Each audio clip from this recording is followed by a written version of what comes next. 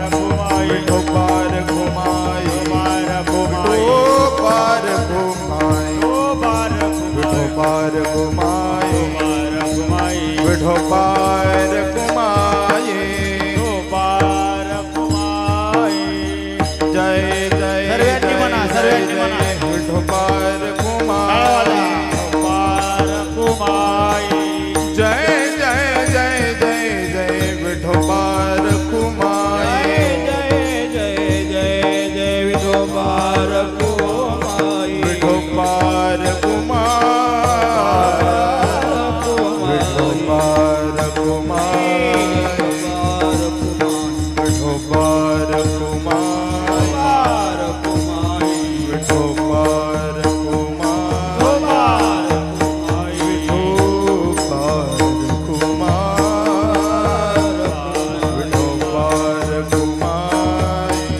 हरिभक्त पर्यंत गोलू महाराज कृषी दुकानदार काळ गेला इकडे या विठोबार घुमाई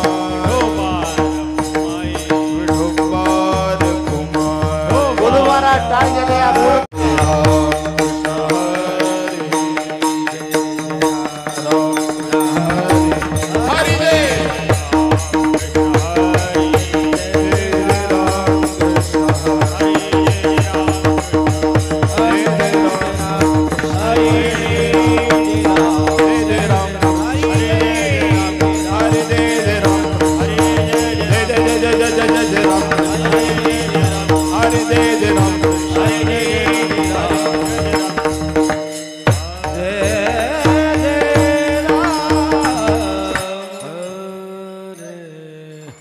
रूप पाहता लोच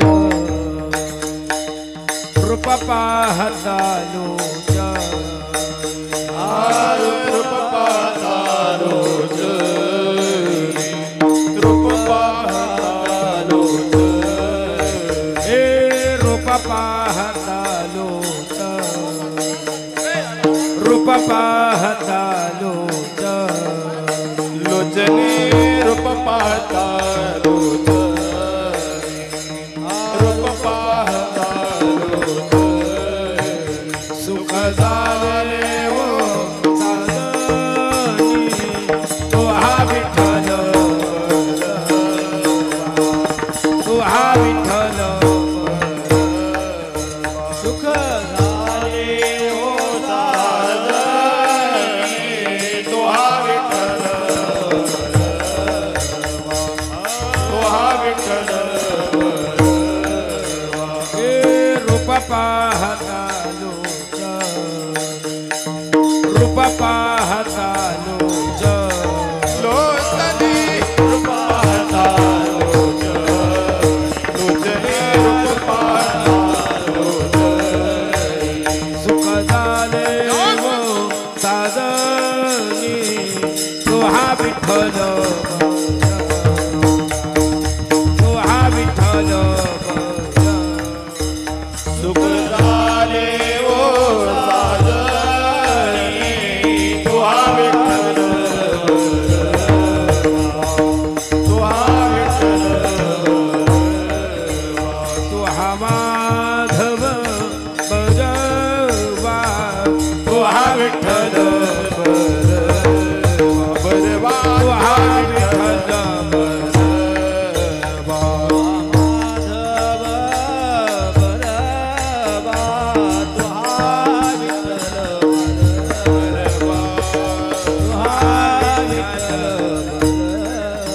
हे बहुत सुकृताची जोडी बहुत सुकृताची जोडी भौत सुकृताची जोडी भौत सुकृताची जोडी म्हणून विठ्ठले आवडे तो हा विठ्ठल बरवा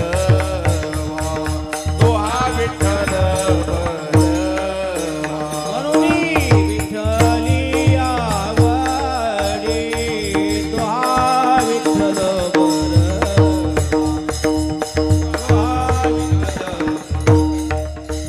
तो हा माधव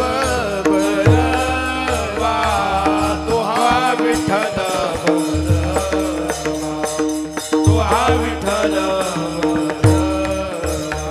हा माधव बलवा तो हा विठ्ठल तो हा विठ्ठल बलवा हे सर्व काचे आगर बापर कुमारे विवर तो हा विठ्ठल बलवा तो हा माधव बलवा हे सर्व सुखाचे आगर बापर कुमा देवीवर तो हा विठ्ठल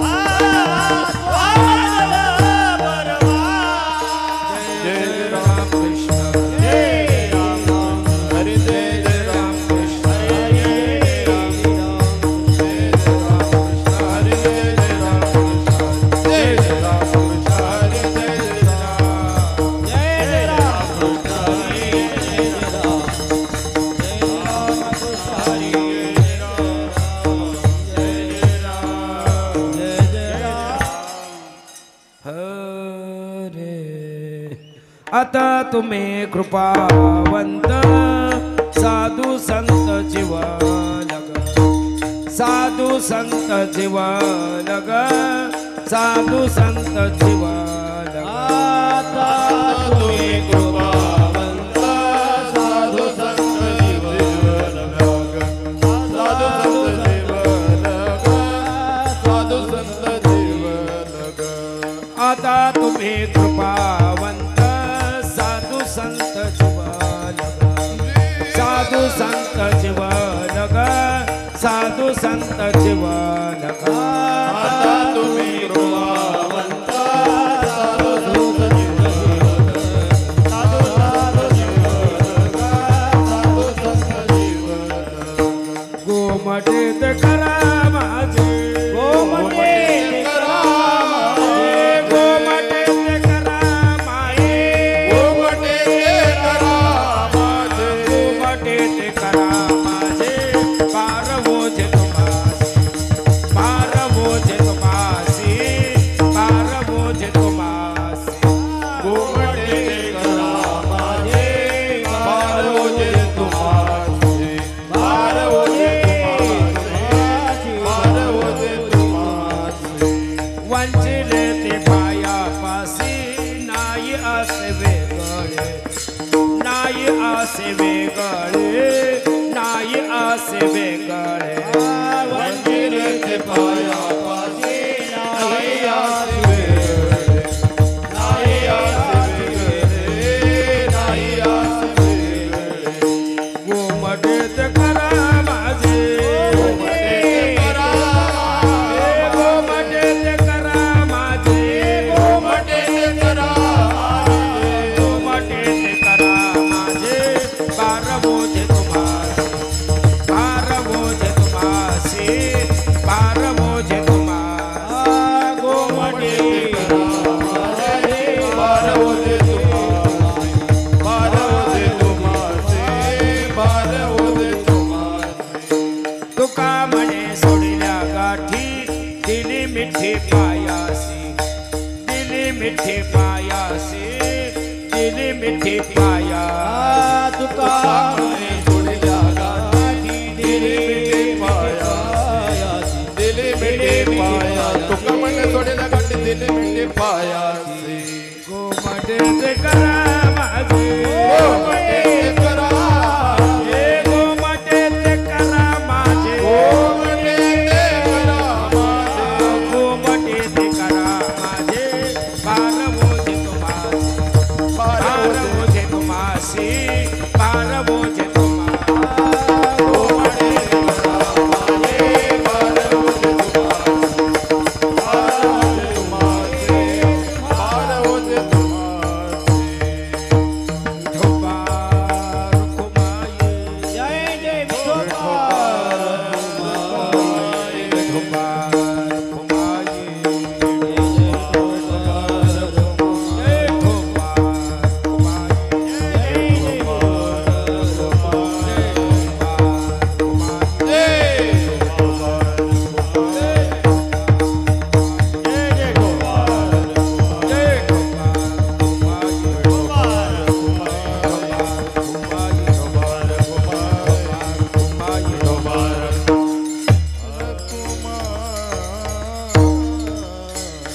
चला, हरिभक्त पारायण योगेश महाराज हा त्यांना साथ करतील. जगदीश महाराज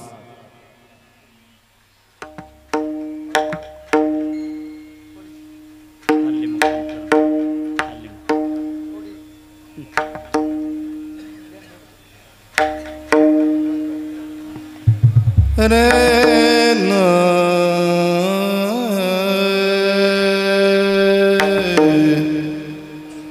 रे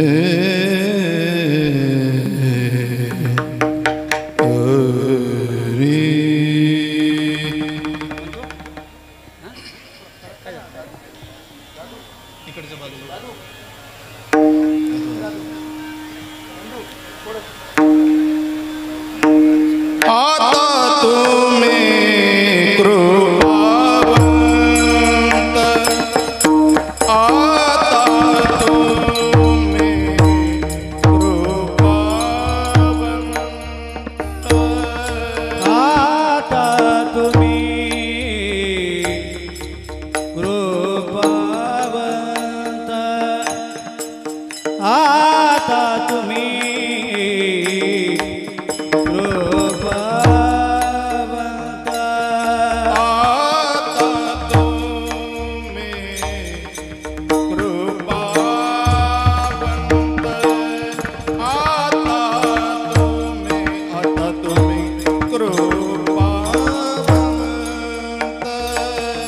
आता तुम्ही कृपावंत आता तुम्ही कृपावंत साधु संत जीवलग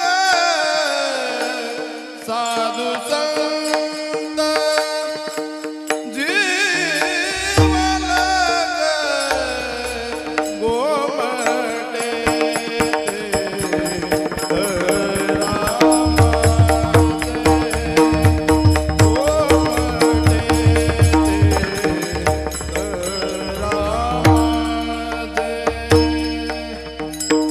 तो संत जीवलग साधु संत जीवलग गोमटे करामाने गोमटे करामाजे बारवोझे तुम्हासे बारवोझे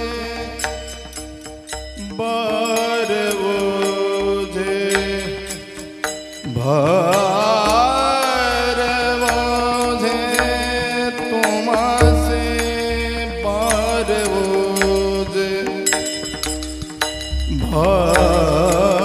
भारवोधे तुमसे भारवोधे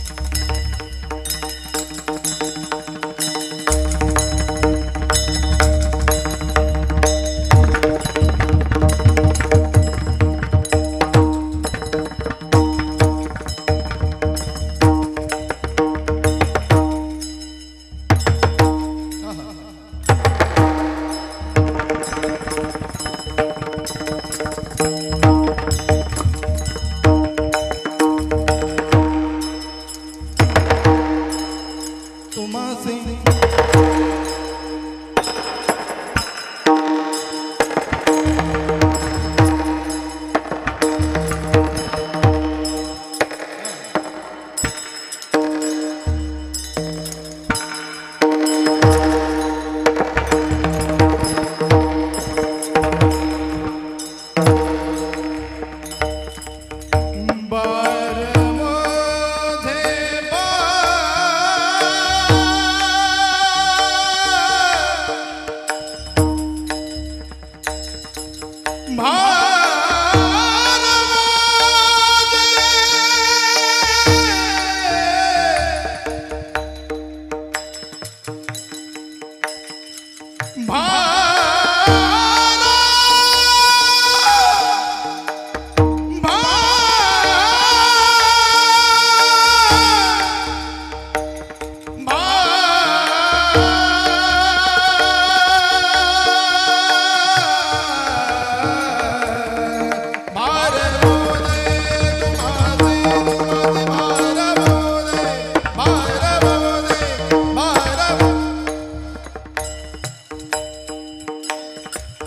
बार मुझे तुम्हासी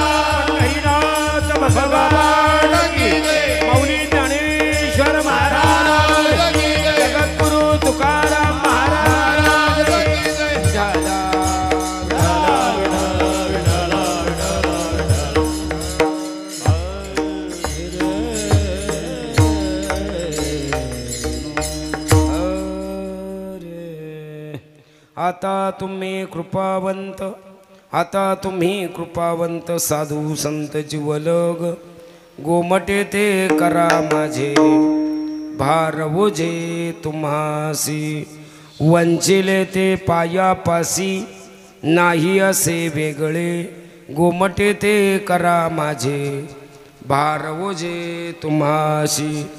तुका म्हणे सोडिल्या गाठी दिली मिठी पायासी, गोमटे ते करा माझे भार ओझे तुम्हासी.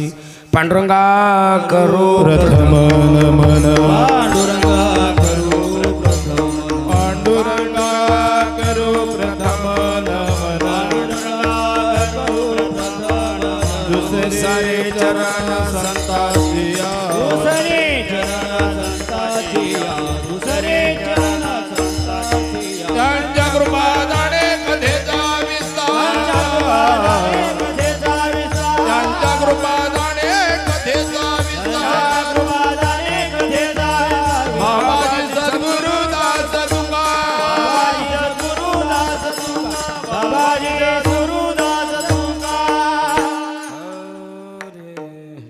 पांडुरंगा करू प्रथम नमन, दुसरे चरण संतांची त्यांच्या कृपादाने कथेचा विस्तारू, बाबाजी सद्गुरु दास तुका.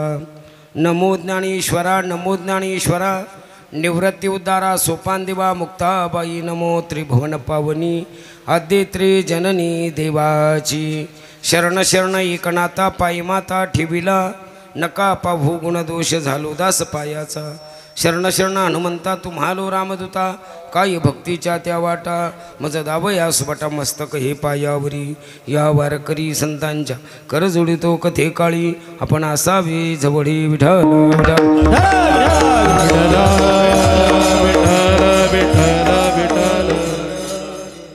आता तुम्ही कृपावंत, आता तुम्ही कृपावंत साधू संत जीवलग, गोमटे ते करा माझे भार ओझे तुम्हाशी. आपला चालू असलेला प्रतिवर्षीप्रमाणे याही वर्षी असणारा अखंड हरिनाम सप्ताह, अधिक ग्रंथराज ज्ञानेश्वरी पारायण सोहळा, सुंदर असा सुयोग सर्व ग्रामस्थ मंडळी घडून आणतात. परमार्थ असो प्रपंच असो, कुठल्याही गोष्टीला आशीर्वाद आणि मार्गदर्शकाची गरज असते. या कार्यक्रमाला ज्यांचा आशीर्वाद आहे, प्रेरणा आहे, मार्गदर्शक असे पूजनीय आदरणीय कृष्ण महाराज माऊली जवखेडकर, पूजनीय आदरणीय महंत योगीराज आनंदनाथजी महाराज, शुभाशीर्वादाने यशोद काका व जयराम बाबा आणि केवळ अण्णा कांकणे यांच्या आशीर्वादानं केवळ आहे वाटतं, केवळ अण्णा कांकणे यांच्या असणाऱ्या शुभाशीर्वादाने चालत आलेला हा नामयज्ञ. या नामयज्ञाकरता उपस्थित असणारे सर्व गुणीजन महाराज मंडळी, त्या मंडळीमध्ये असणारे आमचे ज्ञानेश्वर महाराजे, योगेश महाराजे, जगदीश महाराजे आणि आमचे हेमंत महाराज वडनेरकर आहे. सर्वांच्या चरणी नतमस्तक होतो. परिचित अपरिचित सर्व महाराज मंडळी, साधक मंडळी, दिलेली वेळ निवडलेला अभंग सार्थकी लावण्याचा प्रयत्न करतो.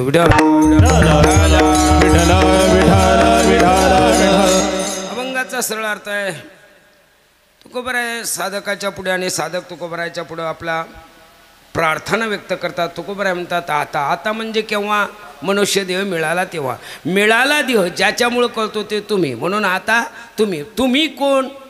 तर कृपावंत. कृपावंत असतात कोण? साधू. कृपावंत असतात कोण? संत. तुम्ही आता साधू संत कृपावंत. मग कृपा करतात कशाच्या संबंधाने? जीवाच्या संबंध. जीवाच्या संबंधाने करतात म्हणजे काय करतात? जीवाला देवरूप करतात, जीवाला ब्रह्मरूप करतात, जीवाला आपल्यासारखं करतात. हे मला तुमच्याविषयी कळलं. आता तुम्ही माझं तसं करा म्हणजे गोमटं करा.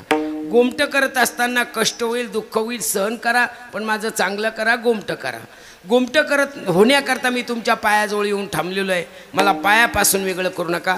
जरी तुम्ही मला पायापासून वेगळं करण्याचा प्रयत्न केला तर शरीराने बाजूला जाईल, मनाने आणि अंतकरणाने तुमच्या पायापासून बाजूला जाणार नाही. अंतकरणात एवढीच अपेक्षा आहे, तुमच्याकडे माझी प्रार्थना आहे, माझं गोमटं करा, चांगलं करा. बराच वेळ झाला आहे मी तुमची प्रार्थना करतोय, माझं चांगलं करा, चांगलं करा, पण तुम्ही का करत नाही?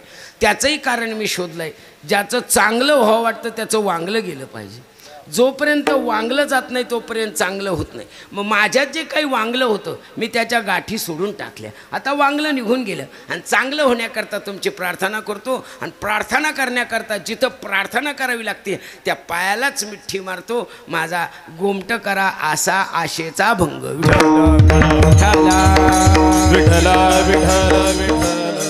सज्जन माय बाप्पा, आपण जर बारकावा शोधला तर त्या शोधण्याचा प्रयत्न करू गेला तो प्रत्येकाची अपेक्षा आहे फक्त सुखाची. ज्ञानोबाराय सुद्धा वर्णन करतात, मज लागी दुःख व्हावे ऐशे कोणी भावे ना जीवे. प्रत्येक जीवाची अपेक्षा आहे मला सुख मिळलं पाहिजे. मग तुम्ही आम्ही सकाळपासून तर संध्याकाळपर्यंत, जुना शब्द आहे सूर्योदय ते सूर्य अस्तमानापर्यंत, जे तुम्ही आम्ही पळतो सुखासाठी पळतो का सुवेदेसाठी पळतो? जर आपण सुखासाठी पळलोच असतो तर निश्चितच आतापर्यंत कोणाला तरी सुख प्राप्त झालं असतं. म्हणजे आपल्यापैकी तुमच्या माझ्यासहित आणि माझ्यासहित तुमच्यासहित आपण पळतो ते सुखासाठी म्हणतो, पण आपण सुखासाठी पळत नाही, आपण पळतो सुवेदेसाठी. आणि किती सुविधा निर्माण केल्या म्हणजे आपण सुखी ठरू? कितीही सुविधा निर्माण करा, जर सुखच मिळलं असतं तर सुवेदेचं वर्णन गाथ्यामध्ये प्रत्येक प्रमाणाला आलं असतं. सुवेदा म्हणजे सुख नाहीये. विठ्ठल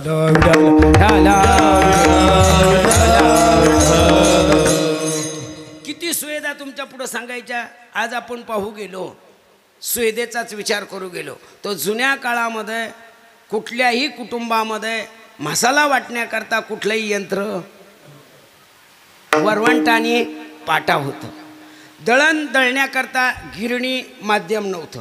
म्हणजे सुवेदा नव्हती पण सुखी होती. तुम्ही म्हणाल कशावरून?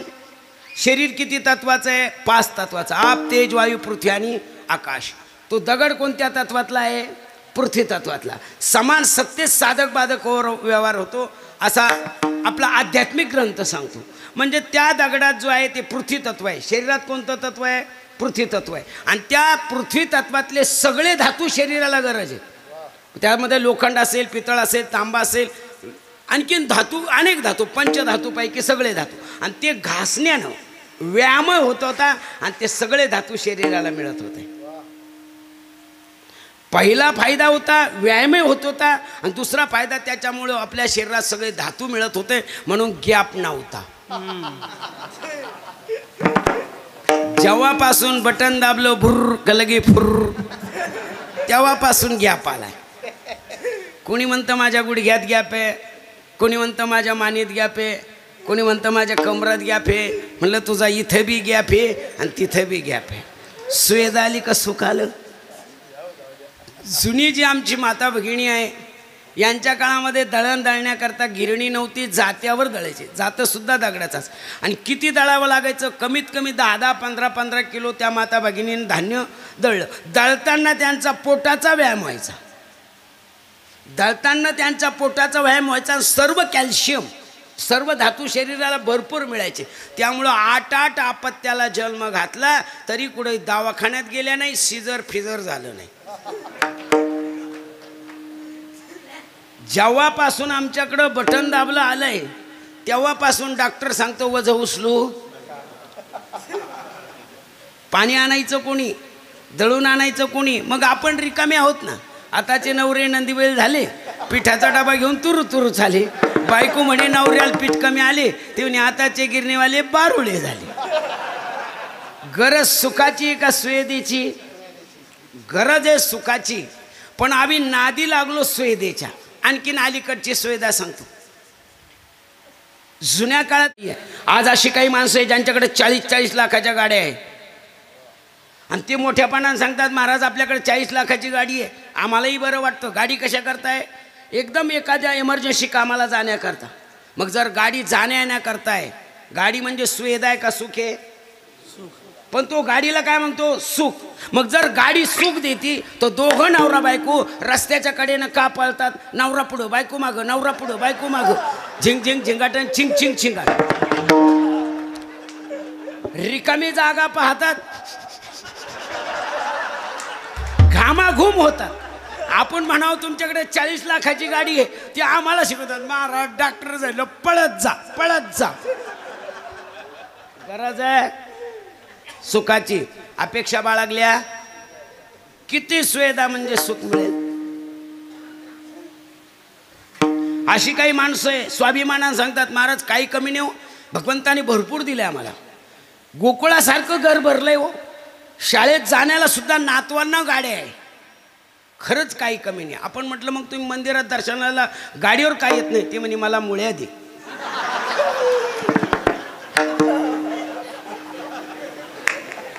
हसण्यावारी घेऊ नका. वाघ भट्टाचार्य असा एक आयुर्वेदामध्ये सत्पुरुष होऊन गेला ऋषी. त्याचं जीवन वाचा आणि त्यांनी लिहिलेले सूत्र वाचा, निश्चितच सुखी झाल्याशिवाय राहणार नाही. पण आम्ही बोलिले जे बोलले, पण आम्ही त्याचं अनुकरण करायला तयार नाही, विचारसरणी करायला नाही. लागलं फक्त आम्हाला गरज आहे सुखाची, पण पळतो आम्ही सुविधेसाठी. किती सुविधा असल्या म्हणजे माणूस सुखी ठरेल? किती सुविधा? लई मोठ्या सुविधा असल्या म्हणजे सुखी आहे का? लई मोठ्या पत्न्या असणं म्हणजे सुखाची कल्पना आहे का? लई मोठ्या पत्न्या जर सुखाची कल्पना असती तर रावणाला 80,000 होते. जर 80,000 पत्न्याकून जर रावणाला सुख मिळालंच असतं तर ते सीतेकडे गेलं. झोपे दे ग तुम्ही. मग जर 80,000 वाल्याला मिळलं नाही तर आपल्याला एकीकून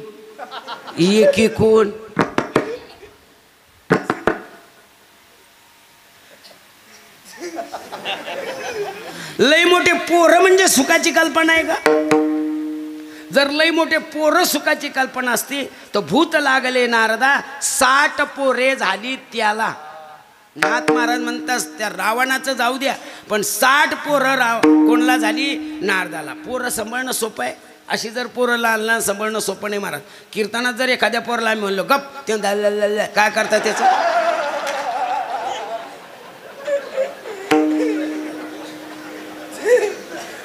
तुम्ही डोक्यातून काढून टाका. लई मोठे पोरं म्हणजे सुखीची कल्पना नाही आहे. आणि जरी असेल तर पोरं सांभाळणं इतकं. एखाद्या लहान मुलाला जर शी आली ना तर त्याचं शेजारचं म्हणतं मला बी आली. त्याचं धुतलं ते म्हणतं मा बी धुई.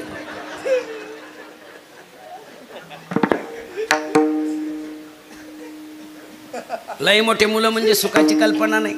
लई मोठी पत्नी म्हणजे सुखाची कल्पना नाही. लई मोठ्या बहिणी म्हणजे सुखाच्या कल्पना नाही. महाराज पुढं जाऊन सांगायचं तर रावणालाही 2 बहिणी, त्याच्यापैकी एकाचं वर्णन आपल्याला करावं लागेल. तुल्य म्हणजे समतुल्य दाखवून देण्याकरता. मला रावणाचं चरित्र सांगून तुमचा वेळ घ्यायचा. रावणाला 2 बहिणी, तिचं नाव एक त्रिजटा. तिला एका टायमाला 2.5 क्विंटल कुकू लागत होतं कपाळाला लावायला. 2.5 क्विंटल कुकू. एवढी दांडगी बहीण असून सुद्धा रावणाला सुख मिळलं नाही. 2.5 क्विंटल कुकू लावणारी कपाळाला. भिताड एका भिताडा. आपली एवढी दांडगी. आपली तर वारा आलं तर कसं म्हणलं झाडाला धरा असं नसतं जाशील तसं.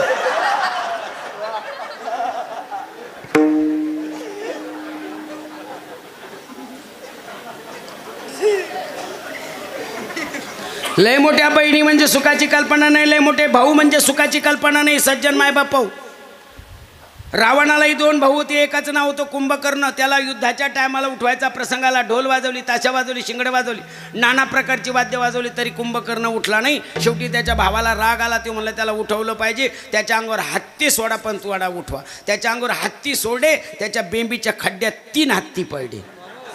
बेंबीच्या खड्ड्यात हत्ती हाकती नाही. काय पडलं? हत्ती. सोनकिडे नाही डाळीतले. एवढा दांडगा भाऊ असून सुद्धा सुख मिळलं.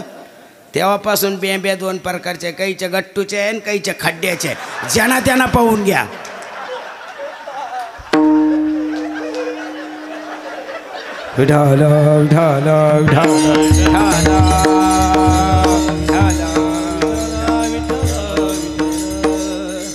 लय मोठे भाऊ म्हणजे सुखाची कल्पना नाही. लय मोठी संपत्ती म्हणजे सुखाची कल्पना आहे का? शुद्ध कांचनाचे सप्तकोटी. शुद्ध कांचनाचे सप्तकोटी. शुद्ध कांचनाचे सप्तकोटी. शुद्ध कांचनाचे सप्तकोटी. कोटी घरे तेथे काशाने तांब्याची. कोटी घरे तेथे काशाने तांब्याची. कोटी घरे तेथे काशाने तांब्याची. कोटी घरे तेथे काशाने तांब्याची. शुद्ध कांचनाचे सप्तकोटी. शुद्ध कांचनाचे सप्तकोटी. शुद्ध कांचनाचे कुठं सोनं आहे. 33 कोटी देवबंदी शाळेत आहे. लंका पाण्याच्या मध्ये आहे. सर्व कुटुंब सोन्याच्या घरात राहायलाय तरी सुख मिळलं. लंका सोन्याची आहे. आपलं कुठं हरलं हुजूर मुजूर फुजूर. 10 ग्रॅमची जर अंगठी असली चांगली जर मोठी पंगत असली तर वाढायला भांडे घेणार नाही. उलट पुढं होईल. इथं वाडा इथं वाडा इथं वाडा. रात्री अंधारात कुठं धरलं तर हळूच काढा. कुठं हरलं आमचं. 2-3 ग्रॅम नाकात कानात राहत नाहीत लगे. याच्या प्यायला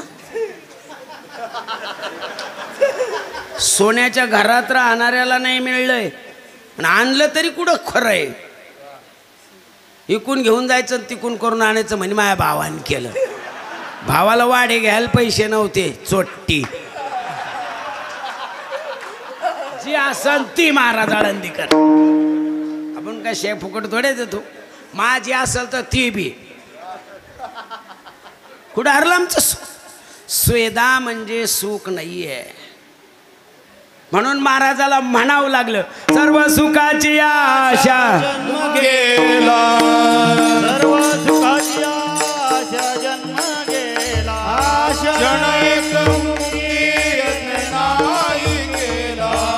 क्षण एक मुक्ती नाही गेला. हो हिंडता दिशा शिष्ण पावला. हिंडता दिशा चिन पावला. माया वेष्टीला जीव माझा. माझे सोयीने नदी कोणी. माझे सोयीने नदी कोणी.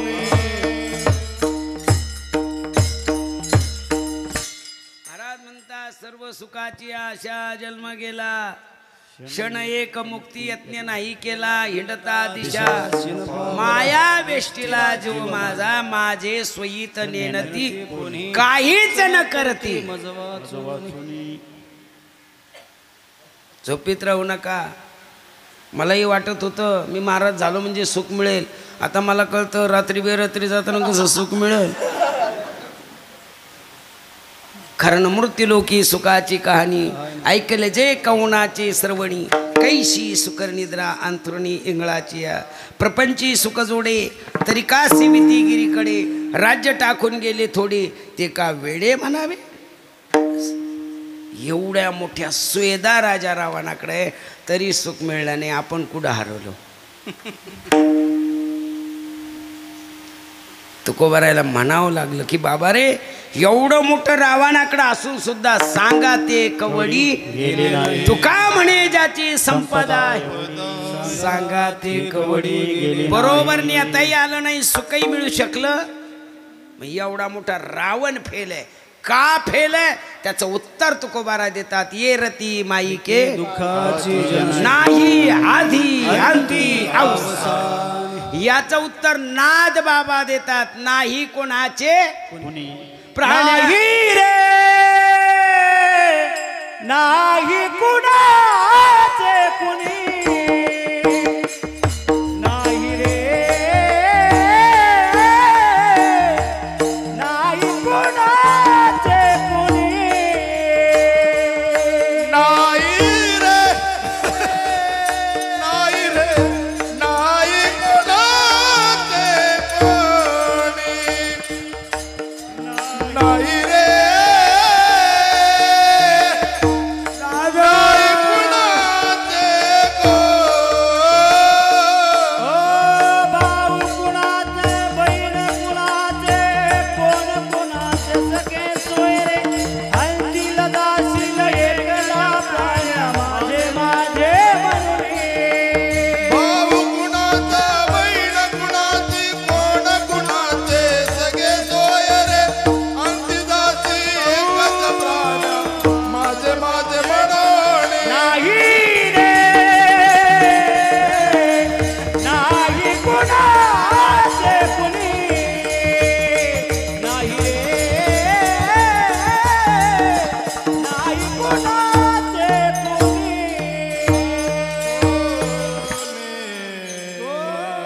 ही आळंदीकर मंडळी ना महाराज फार गुणवान असतात. चालच अशी लावली ना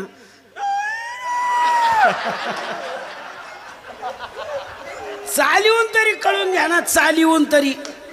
पण चालच कळाना ना आपल्याला, कारण चालीतच नाही ना आपण. घोड्याला सुद्धा चाल शिकावं लागती.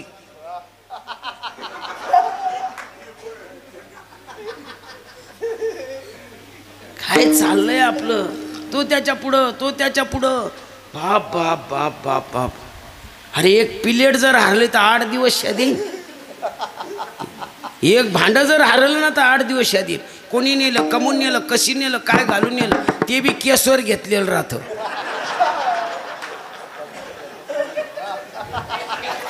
हा, त्या गावात येते ते भांडे विकणारे लोक.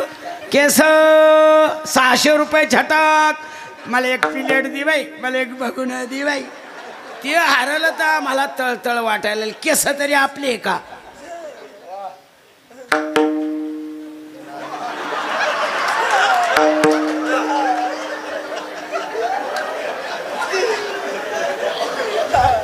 लाज नाही मला भेटायला आली तुला.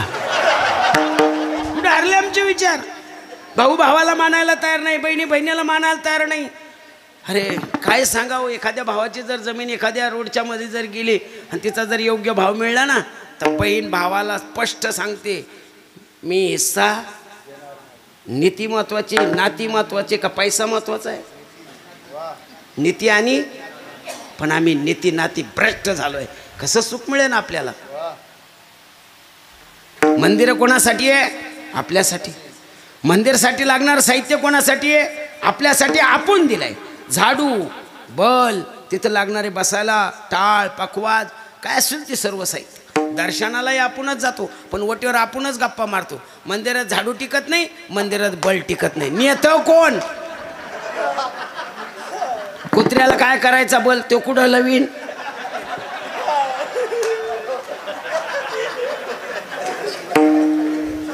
मंदिर कळायला तयार नाही आम्हाला. पानपोळ्या कोणासाठी आहे? आमच्यासाठी. पाणी पिण्यासाठी गिलास कोणासाठी आहे? त्या गिलासाला साखळ्या कोणासाठी आहे? कुठे चालले आमचे विचार? किती खाली आलोय आम्ही, हेच कळायला तयार नाही तुम्हा आम्हाला. कळणं महत्वाचं आहे.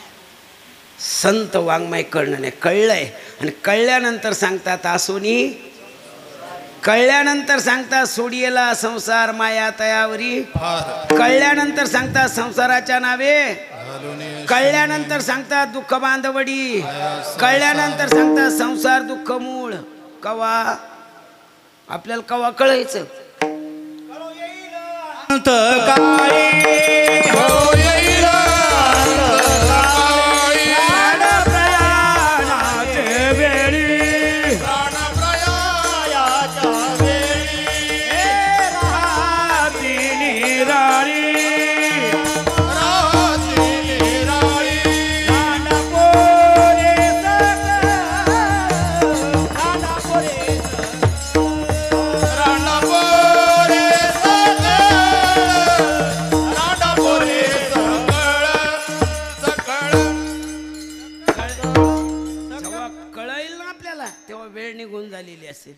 जेव्हा कळेल ना तेव्हा वेळ निघून गेलेली असेल.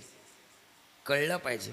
एका कीर्तनकाराने आईवर इतकं व्याख्यान केलंय, संपूर्ण समाज रडला, डोळे पुसू पुसू लाल झाले. पण मृदंगाचारी प्रत्येक थापीला थाप टाकीत होता, हसत होता. कीर्तन संपलं, महाराजाला वाटा लावून दिलं. जाणकार मंडळी मृदंगाचार्याला विचारतं, का रे काय कळतंय तुला कीर्तन? नुसतं वाजवलं म्हणजे कीर्तन किती? म्हणले काय झालं? अरे काय महाराजाने आई कळून दिली. आज आम्हाला आई कळली हो महाराजामुळं. तुला काय कळलं कीर्तन? ते म्हणले मला महाराज कळला. कस काय? मी त्याच्या शेजारी राहायला आहे.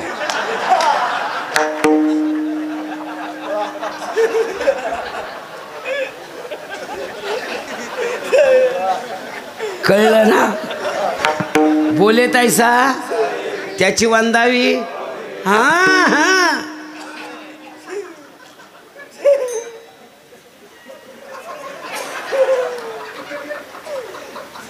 आणजी बोलत ती पुंजीला म्हणे कांदे बांधू का झिंजीला. कुठं आले आमचे सब विचार? अरे कळलं आणि कळल्यानंतर साधकाने हात जोडले. तुकोबा आता मला कळलंय हो, कळलं पाहिजे. एक म्हातारी डॉक्टरकडे गेली. डॉक्टर म्हणे आजी तुमचं काय दुखतं? तिने माझं तसं काही दुखत नाही म्हणे, पण चालायला लागले की माझे गुडघे दुखतात आणि उभा राहिल्यानंतर माझ्या टाचा दुखतात. मग वजन काठीवर उभा राहा. म्हातारी वजन काठीवर उभा केली, वजन मोपलं, भिंतीला चिटकवली, भिंतीला उभा केली, मोजलं. आजी बसा. आजी तुमचे चालायला लागले गुडघे दुखतात? हो. उभा राहिल्यावर तुमच्या टाचा दुखतात ना? हो. त्याचं कारण असं आहे तुमची उंची 5 फूट 3 इंच आहे आणि तुमचं वजन 110 किलो आहे. स्लॅबपेक्षा पिल्लर बारीक आहे.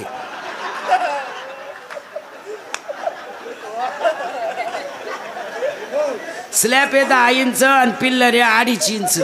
वजा झापील कसं? त्याच्यामुळं टाचान गुडघे दुखणार. जेवढी पेशंट होती तेवढी हसली. डॉक्टर हसला. म्हातारी विरमली. म्हातारी सांगितलं डॉक्टर साहेब हसू नका, ज्याचं दुखतं त्यालाच कळतं. मग याच्यावर काही इलाज नाही का? डॉक्टर म्हणले औषधही घ्यावं लागेल आणि पथ्यही पाळावं लागेल. ते म्हणले मी औषधही घेईल पथ्यही पाळेल, पण औषध किती महिने? ते म्हणले 3 महिने. एका महिन्याचा खर्च किती? ते म्हणले 8-10 हजार रुपये येईल. ते म्हणले म्हाताऱ्या माणसाला कोण पैसे देतंय आणि खरंच म्हाताऱ्याला कोण देतंय? मी पथ्य 100% पाळेन, तुमची शपथ. डॉक्टर म्हणे आजी तुम्ही माझी शपथ खाल्ली ना, 100% पथ्य पाळणार? हो. पण पथ्य काय डॉक्टर साहेब? ते म्हणले काहीच पथ्य नाही. तुम्ही दिवसात किती टाईम जेवतात? ती म्हणे 2 टाईम. मग एका टायमाला किती भाकरी खातात? ती म्हणे 3. तुम्ही दिवसात 2 टाईम जेवतात? हो. एका टायमाला 3 भाकरी खातात ना? मग पथ्य ऐका, तुम्ही 2 टाईम जेवत जा, पण एका टायमाला एकच भाकर खात जा. ती म्हणजे जेवायच्या आधी खाऊ का जेवल्यावर खाऊ?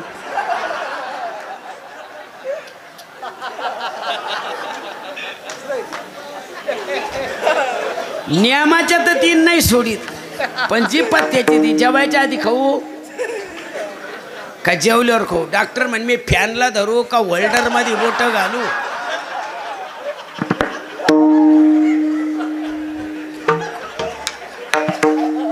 वाजत असे बोब कोणी लायकाचे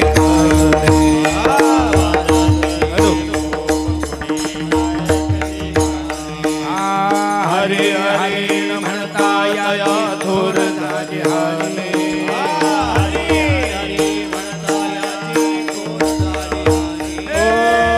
हरे हरे न म्हणता तया थोर झाले हरे. हरे हरे न म्हणता तया थोर झाले हरे. हे बुधा बुधा जागा पाठी भयाल मोठे, पंढरी वाचोरी तुझा ठाव नाही गोठे.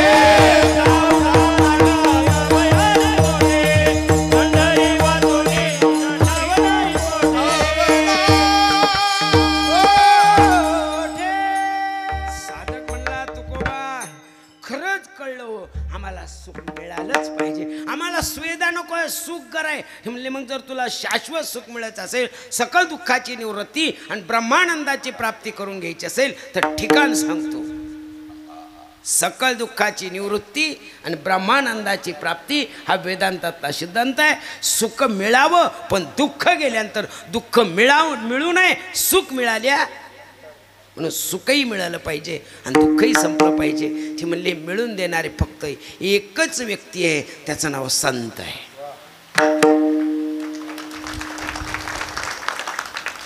बघ का हो, जे तुम्ही संत ही शब्द वापरली ती सुख मिळण्याकरता काय करावं लागेल? महाराज म्हणता मी केलंय. दिले मिठी पायासे,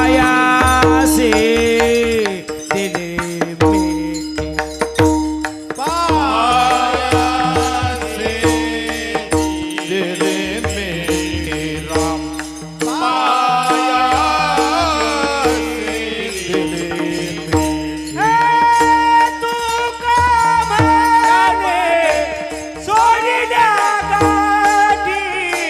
दिली मिठी पायासी.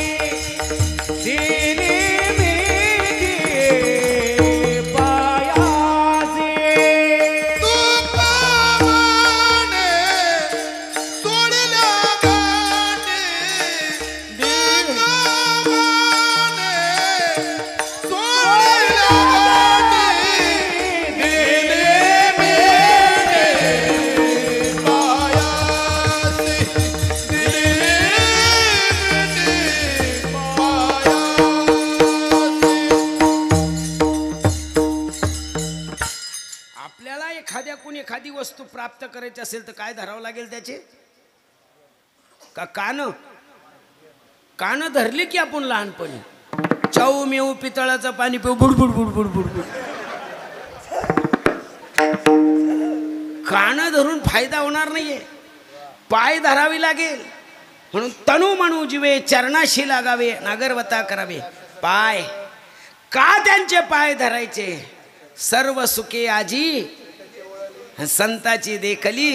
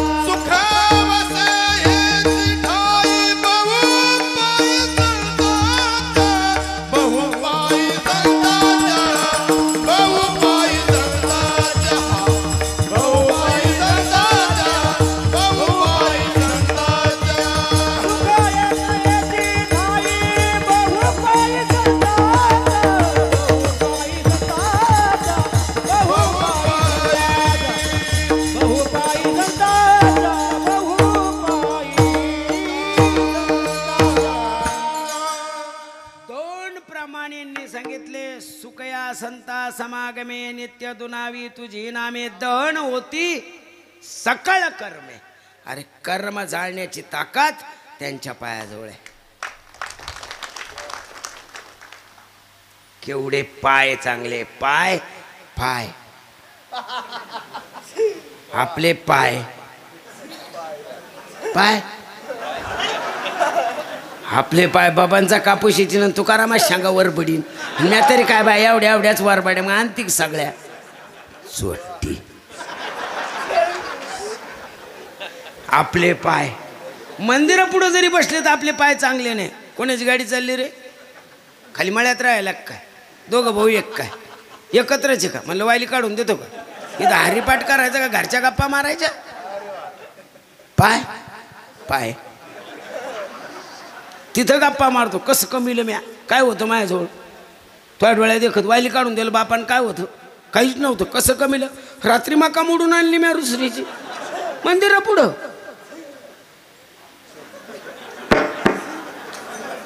त्याच्यासाठी एवढं खर्च करायचा का मंदिराला?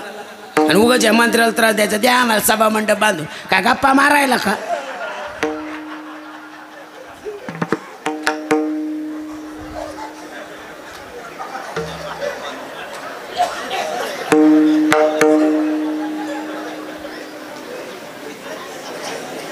कुठं हरले आमचे कुचकामी विचार?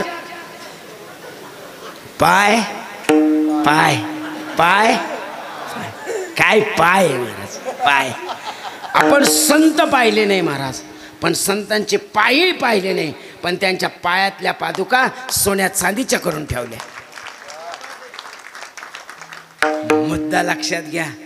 पाय पाहिले नाही, संत पाहिले नाही, पण आपले पूर्वजांनी त्या चांदी सोन्याच्या पादुका करून ठेवल्या. आज आपण पंढरपूरला घेऊन जातो. लाखो माणूस अरे दर्शनाकरता तुडून बसवतो, टंगडं मोडतो. तरी आपण आपल्या पाय नाही, पण त्यांच्या पादुका पाय.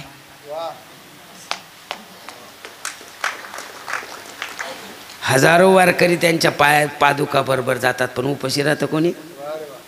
पाय.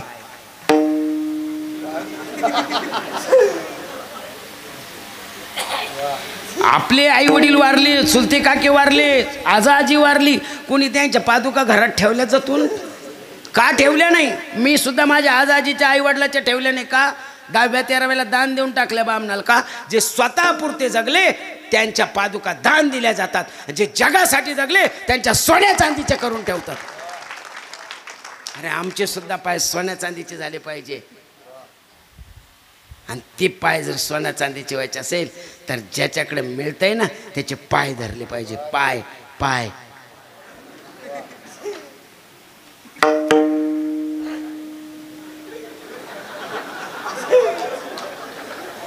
आम्ही पाहतो ना त्याचा बगीचा 1.5 कोटी, आपला 1.5च नाही गेला. त्याचा काय पाहतो आपला पाय?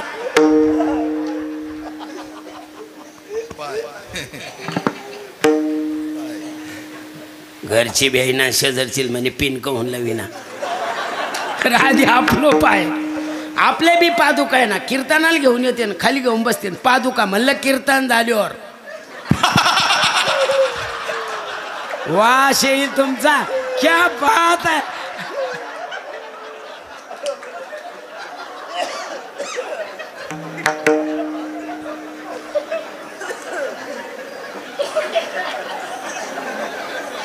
किती पाय चांगले प्रमाण सांगतो. त्रिविध तापाचे झाले बोलावले त्रिविध तापाचे झाले बोलावले त्रिविध तापाचे झाले बोलावले त्रिविध तापाचे झाले बोलावले देखल्या चरण वैष्णवांचे देखल्या चरण वैष्णवांचे देखल्या चरण वैष्णवांचे.